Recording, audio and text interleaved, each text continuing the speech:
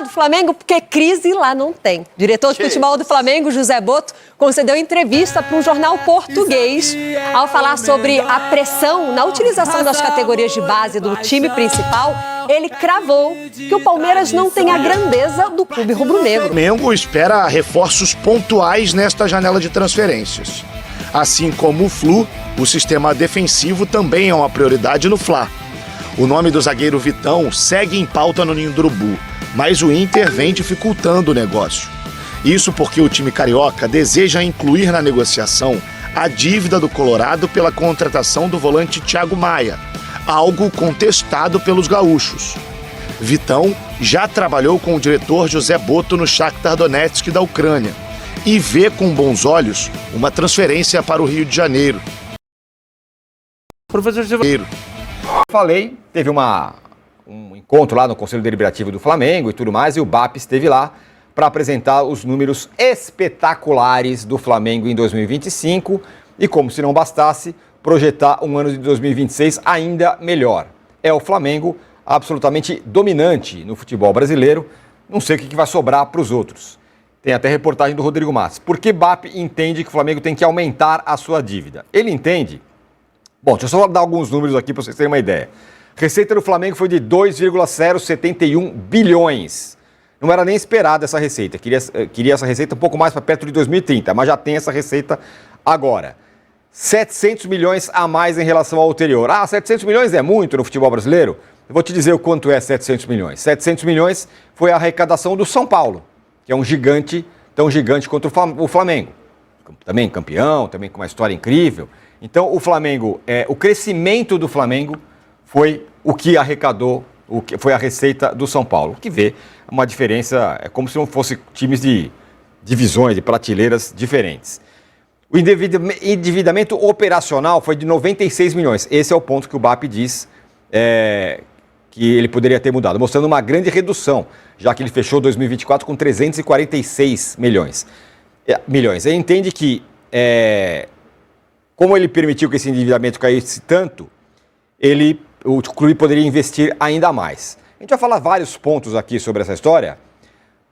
Olha o gráfico aí, ó, que ele mostrou, que é o faturamento do Flamengo lá em cima, aquele em vermelhinho ali. E aí um destaque, né? O crescimento de arrecadação foi São Paulo, que é a quarta bolinha ali. E aí ele fala a seguinte frase: vai haver um fosso, está se abrindo um fosso. Começa a haver um fosso enorme de distância do Flamengo para os outros clubes. Não me surpreende, porque eu estou falando isso há algum tempo já. Quem fez, fez. Quem não fez, esquece, meu amigo. Agora, contente-se com ser coadjuvante. Vamos lá, a gente tem muitos números para mostrar, mas, Mauro, vamos lá. Essas primeiras pinceladas da apresentação do BAP. Assustou todo mundo, assustou não, né? Deixou todo mundo com o pneu arriado e o rubro-negro pensando em muito mais. A apresentação foi muito contundente, né? Com muitas informações importantes. E um detalhe, né? Muito se discute até hoje, que é uma estupidez sem tamanho, inclusive na mídia, desconhecimento, desinformação. Tem que dividir melhor o dinheiro da televisão, das transmissões, porque o Flamengo ganha muito. Quinta receita do Flamengo é o dinheiro de TV. Quinta, no ranking que ele apresentou ontem, atrás de publicidade, dinheiro de bilheteria, venda de jogadores e sei lá mais o quê. É a quinta do ranking. Ou seja, o Flamengo cada vez menos depende, né, do dinheiro. Ele é importante, claro, mas não é o que puxa esse faturamento para esse nível tão elevado, né? Isso já mudou muito, já vinha mudando há algum tempo. Acho que não chega nem a um quarto do faturamento o dinheiro dos direitos de transmissão. Então, quando se discute, inclusive, como se discutiu, um percentual que dá 2,5% do faturamento do clube, talvez até menos hoje, daquela briga com a Libra, e tudo que se falou, aquilo tudo, para mim, é desconhecimento, ignorância ou tentativa de vender narrativas que não correspondem à realidade. Né? Como se aquele fosse o fator preponderante para um ter uma condição melhor do que outros. Quando, na verdade, tem uma série de razões que levam a isso, né? Houve uma organização. O Flamengo, aliás, há quem tema, ou não acho que teme, não. Há quem torça. Meta os pés pelas mãos para dar tudo errado. Difícil, amigo, muito difícil. O Flamengo tem uma lei de responsabilidade fiscal desde abril de 2015. Os dirigentes podem responder, inclusive, com seus próprios bens, se por acaso eles forem agirem, digamos assim, de forma que venha a levar o clube a ter problemas sérios, né? Ou por desonestidade, por incompetência, má gestão, né? Entre outras questões, pode haver afastamento. Então, existe um estatuto que protege, pode acontecer, eventualmente pode acontecer. Eu sempre digo, depois que destruíram o Manchester United, praticamente qualquer clube pode estar sujeito a um terremoto desse. Mas é bem mais difícil, bem mais difícil. E as pessoas que estão lá, houve cisões, né? Mas o BAP e outros, tantos que com ele estão nessa gestão, estavam lá em 2012, 2013. Sabe, é o mesmo grupo, com algumas cisões, mas a ideia é a mesma. Então é muito difícil que isso mude. Pode ser que mude e tal. As pessoas têm o direito de torcer para que isso aconteça, porque ao invés de torcer e cobrar para que os outros se organizem, subam, né, galguem parâmetros, como diria Lazzaroni, muita gente prefere torcer para que o que está em cima caia, para ficar todo mundo na vala comum. Porque o potencial de alguns clubes brasileiros é para chegar perto disso aí. Alguém tem dúvida de que o Corinthians poderia estar hoje aí brigando com o Flamengo para ser o clube de maior faturamento, pelo potencial que tem, maior torcida no maior mercado do Brasil? Mas a gestão é a antítese disso que vem sendo feito no clube carioca. Então, de fato, é uma distância que tende a aumentar. Pelo que a gente viu ontem, assim, os números são realmente impressionantes, porque não se imaginava atingir tão rapidamente, como você falou, aí, essa casa dos 2 bi. E com relação à dívida, o que acontece? O que ele defende, que o Flamengo pode contratar mais. Contratar é se endividar. Mas o Flamengo pode fazer dívida. Aliás, é uma coisa também sempre importante dizer. O problema nunca é fazer dívida. Você pode fazer uma dívida. Você pode, por exemplo, comprar um carro. Se você consegue pagar as prestações do carro, não é um problema. É uma dívida, mas você está pagando. Você tem dinheiro para pagar. Você ganha um valor X por mês e aquela prestação cabe no seu orçamento. Problema nenhum. Um apartamento, pagar por uma viagem, tudo isso é dívida. Que a pessoa faz, o clube pode fazer a dívida para contratar um jogador, para melhorar o seu centro de treinamento, para fazer uma melhoria aqui ou acolá, né? Especialmente quando ele tem aí uma situação de total controle. Não deve salário, não está devendo outros clubes, pelo contrário, tem dinheiro para receber. Então, quando você vê, por exemplo, houve enfrentamento, Flamengo e Internacional numa Libertadores esse ano, vê essa situação do Flamengo e vê a situação do Inter, que não paga o Thiago Maia até hoje, olha só, não consegue pagar um jogador, gente. Aí vai vender o Vitão para o Cruzeiro, vai receber o dinheiro, vai pagar o Thiago Maia? Não sei, talvez não, né? Não pagou até hoje, né? Então, assim, são gestões muito diferentes, muito distantes. Citei só um exemplo, você poderia pegar vários aí, que fazem com que esse abismo vá se criando, e a tendência, de fato, é que ele aumente com relação à maioria dos clubes. Olha, só alguns pontos sobre isso. Bom, o Mauro citou a questão do Internacional, e para dar uma medida de como está o Flamengo e como estão os outros, o Abel Braga, numa entrevista agora que ele deu lá, de apresentação dele como o cara lá do futebol, né, o chefe do departamento, falou assim: não quero ouvir falar em dinheiro. Dinheiro vai aparecer. Aqui o Inter é grande e tudo mais, dinheiro vai aparecer. Não sei como, se vão plantar alguma árvore de dinheiro no Internacional, o que vai acontecer? Esse é um ponto. Mas eu acho que, assim, tem tudo a ver com a gestão do Internacional. É isso. Esse discurso combina com a gestão do Internacional. Né? Exato. Tá tudo em casa. Dinheiro vai aparecer, porque é a camisa, porque é o Inter e tal, veremos.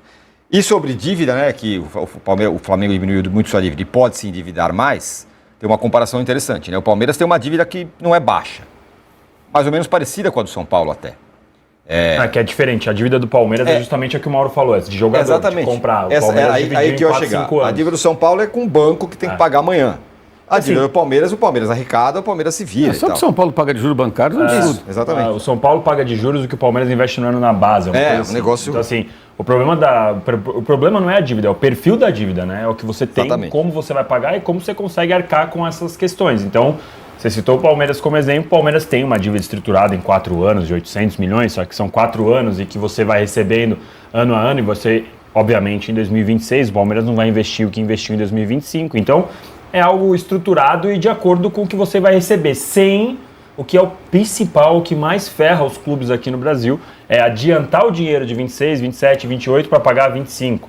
Isso que é o problema, porque aí o clube chega no dito ano, 26, por exemplo, e não tem o dinheiro para pagar, e aí vai ter que adiantar de 27, e aí vira uma bola de neve. A gente viu isso acontecendo, acontece há muito tempo. O Internacional, citado pelo Mauro, adiantou dinheiro de televisão. Lá atrás, o Corinthians adiantou dinheiro quando renova com a Nike. E por aí vai. E esse é o tipo de coisa que prejudica a próxima gestão. Por quê, né? A gente tem isso muito no Brasil. Porque aqui os gestores entram pensando apenas nele, nos 3 anos, ou nos 6, ou nos 5, depende de cada clube, no tempo de gestão apenas, né? Então, essa é uma diferença grande entre o Flamengo, entre o próprio Palmeiras. O Palmeiras dentro das suas limitações também, dentro do que fatura, o Palmeiras faturando 1,6 aí também é bem alto, perto das últimas perspectivas do Palmeiras, mas obviamente que é muito diferente, 500 milhões de diferença para o Flamengo, é uma diferença bem razoável. E aí ontem a gente tem muito tempo para falar sobre isso, a parte técnica da apresentação do BAP é muito bacana, tem a questão do jeito que ele fala e das coisas que ele fala que a gente pode discutir mais para frente, que eu acho que ele cometeu erros grosseiros e a gente pode falar depois. E na questão, eu penso diferente do Mauro, justamente por ser quinto item no faturamento do Flamengo, que o Flamengo poderia pensar numa forma da questão do produto, que a gente já discutiu por muito tempo, de distribuir melhor e não de pensar em ganhar cada vez mais na televisão. Ele tem outras milhões de formas para ganhar cada vez mais do que todos os outros concorrentes. Mas o Flamengo já fez isso, Danilo, você sabe disso. Da gestão do Landim para agora, quando o Landim assina com a Libra, o Flamengo passa a ganhar bem menos. A questão é outra. A questão é que não houve concordância com relação à distribuição de um determinado percentual. E simples assim, não houve uma assinatura concordando e aí surgiu todo esse imbróglio. Mas isso é uma gota dentro de Não, isso eu concordo. de uma piscina. Não é por isso não, que o não é Flamengo isso. tem mais. E o que eu quero dizer é que não é esse o fator preponderante. Como já foi dito e repetido, até hoje é repetido. Como se a televisão, ou não a televisão, os direitos de transmissão, que não é só a TV, né? Hoje em dia, o streaming também, fosse o fiel da balança. Não é mais. Só com a Betano o Flamengo ganha mais já. Então. Exato, não é mais, exatamente. Então, assim, as pessoas têm que entender o que está acontecendo. A questão é o seguinte, cara, isso tudo custou, teve o remédio amargo. Ninguém quer tomar o remédio amargo. Aí é difícil, irmão. Aí é difícil. Sabe, eu já vi gente em outra rede social falando, não, em 2013 o Flamengo dava calote. Não, em 2013 estava devolvendo o Wagner Love, dispensando o Dorival, cortando na carne, pegando dinheiro da Adidas que recebeu de luvas do contrato, indo lá pagar a dívida com o governo. É isso que estava sendo feito. Então, assim, custa, né? O Flamengo viveu na vida louca até a Patrícia Morim. Dali rompeu, acabou. Agora, tem duas coisas que são necessárias. É necessário que você tenha gente com essa boa intenção e gente qualificada também, né? Não adianta só o cara querer fazer. Tem que se cercar também de pessoas. O próprio Palmeiras, quando passou para a reestruturação, não foi o Paulo Nobre com a varinha de cordão do Mago Merlin e o dinheiro dele. Ele contratou pessoas. O Flamengo hoje tem pessoas em cargos importantes, executivos, para tocar o barco. Até ontem uma pessoa do clube falou uma coisa interessante. Falou que a equipe de 2013 era uma equipe de contenção, para conter gastos. E hoje eles trabalham mais no sentido de, digamos, criação, para gerar receitas e alavancar a receita do clube. Ou seja, perfis diferentes dos profissionais. Agora aperta o cinto. Agora não. Agora eles têm que fazer essa máquina gerar mais dinheiro. Então é isso. O Flamengo, ele tá com muitos investimentos, né? Ganhou muito dinheiro esse ano. É uma renda aí gigantesca de 2,1 milhões de reais. Algo gigantesco, né? Palmeiras, que está logo atrás do Flamengo, ganhou em torno de 1,6 bilhão, né? Então, realmente também é um dinheiro muito bom, mas o Flamengo está em outro patamar, está muito à frente desses times, né? E isso com certeza vem demonstrando, né, o poder do Flamengo, né? O poder gigantesco que ele vem crescendo cada vez mais durante aí a temporada, né? E isso com certeza faz com que os outros times fiquem com medo, né, do Flamengo, de uma forma que tente prejudicar, tente dizer que o Flamengo precisa ter fair play financeiro, ter várias coisas, né? Só que eles não entendem realmente dessa parte, né? Que se tiver fair play financeiro, o Flamengo vai crescer mais e mais, porque o time só pode gastar de acordo com o que recebe. E o Flamengo recebe muito, né? Recebe muito, algo gigantesco. Mas é isso, torcedor. Qual a sua opinião sobre tudo isso? Vocês acreditam que o Flamengo vai ser uma potência mundial aqui no Brasil e pode chegar na Europa também se destacando, como aconteceu jogando contra o Chelsea, contra o Bayern, contra o PSG? Comente sua opinião aqui pra gente, dê seu like. E se você quer jogadores que possam estar no Flamengo, esse ano vai ter muitos reforços, Papi já avisou. Comenta aqui nos comentários quem você acha que vai vir. Dê seu like, se inscreva no canal e até o próximo vídeo.